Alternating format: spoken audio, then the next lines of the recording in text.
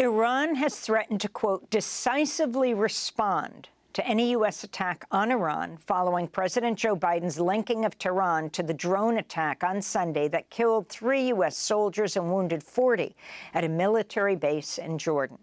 President Biden announced Tuesday he had decided how to respond to the drone attack, though he did not say what that response would be. Outside the White House, Biden responded to a reporter's question on whether he holds Iran responsible for the deaths of the 3 U.S. soldiers. I do hold them responsible in the sense that they're supplying the weapons to the people who did it. I don't think we need a wider war in the Middle East. That's not what I'm looking for.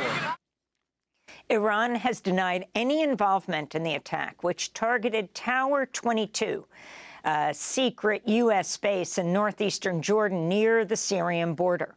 Responsibility for the strike was claimed by the Islamic Resistance in Iraq, a term used to describe a loose coalition of militias that oppose U.S. support for Israel's assault on Gaza. Meanwhile, a U.S. Navy destroyer in the Gulf of Aden shot down an anti-ship cruise missile on Tuesday launched by the Houthis in Yemen, the latest attack targeting U.S. forces in the region. For more, we're joined in Washington, D.C. by Trita Parsi, Executive Vice President of the Quincy Institute for Responsible Statecraft. He's authored 3 books on U.S. foreign policy in the Middle East with a particular focus on Iran and Israel. Trita, welcome back to Democracy Now!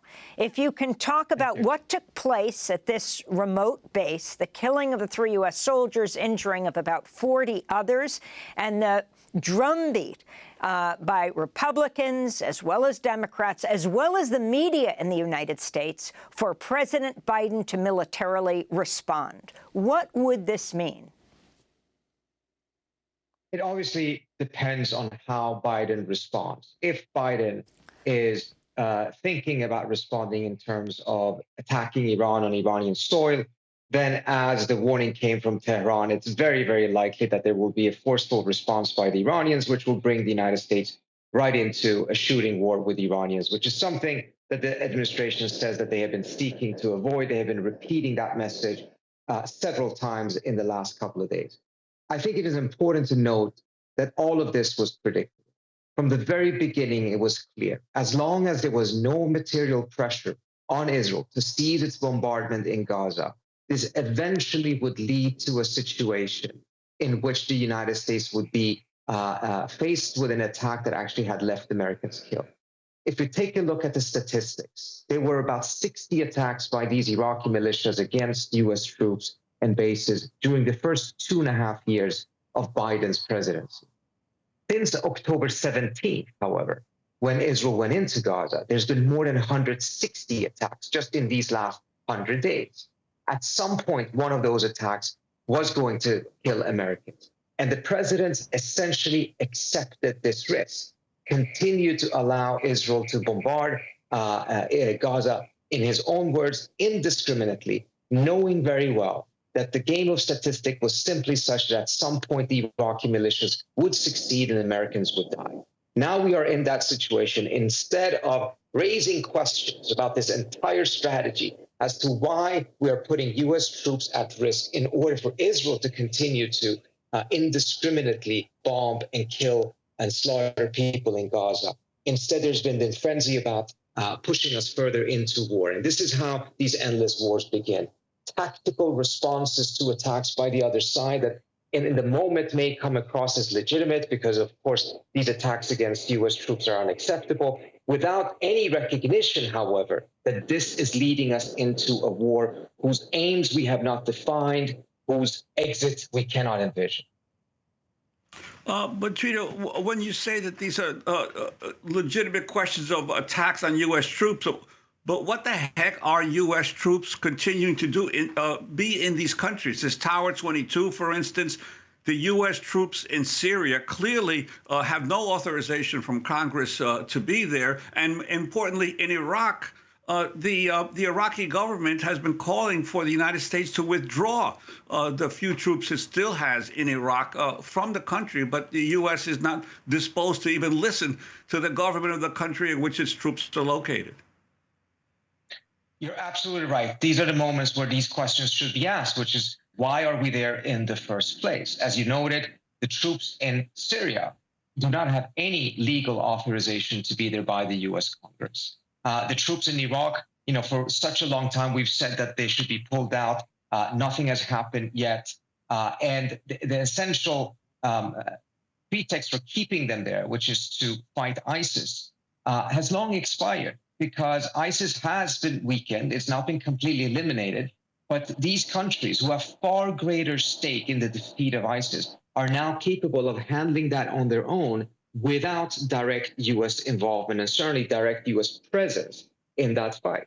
So we have to really ask ourselves, why do we continue to have a broader policy in the Middle East in which we are positioning more than 50,000 American troops in various places in the region right now, in which they're essentially made to be sitting ducks and tripwires, and a single attack against them can lead to several deaths, which then again immediately will cause the rise of these calls for a broader war in the region.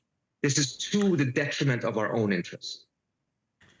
And this whole issue of blaming Iran as directly responsible for these attacks, every time we hear of one of these resistance groups, is always with the adjective, the Iran-backed or the Iran-financed group.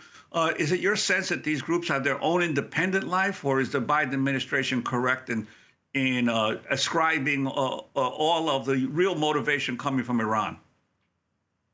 I think there's two exaggerated narratives here. One is the Iranian one, in which they're essentially claiming that they have no control over these groups at all and that they're completely independent. That is not true. But also the other narrative, the Washington narrative, is not true, one that claims that the Iranians completely control these different groups and that they have no agency of their own. Clearly, they do have agency of their own. On numerous occasions, they have acted against the expressed wishes of the Iranians, particularly in the case of the Houthis. And even in the case of these Iraqi militias, what has happened just in the last 48 hours is that clearly there's been a lot of backdoor diplomacy between the Iranians and the United States. And now the Iraqi militias have come out and said that they're ceasing their attacks on the U.S. troops at this point.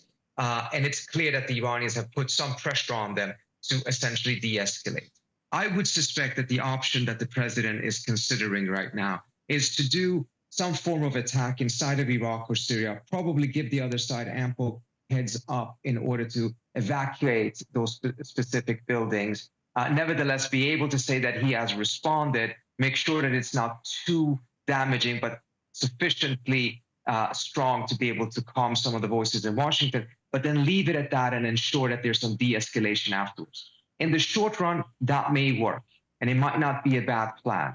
In the longer run, however, as long as there is no ceasefire in Gaza, it is really difficult to foresee that these attacks against U.S. troops will end indefinitely. As long as there's no ceasefire, I suspect that they will resume at some point, which means then that a continued warfare in Gaza by the Israelis is a direct threat to U.S. national interest because of the manner that it puts U.S. troops at risk in the region.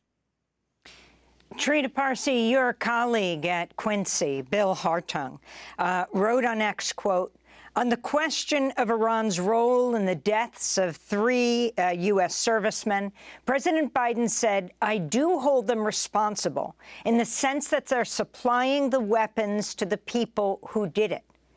Does he feel the same way about the 26,000 deaths caused by U.S. weapons in Gaza? Bill Hartung asked. Your response, Trita.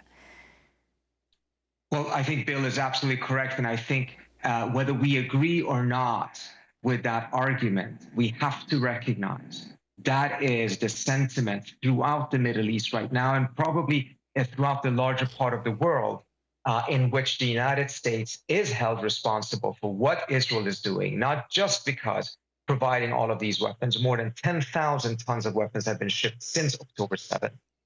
President has bypassed Congress twice to get them to Israel even faster, but also because of the very active effort by the Biden administration to block a ceasefire that has twice happened in the Security Council.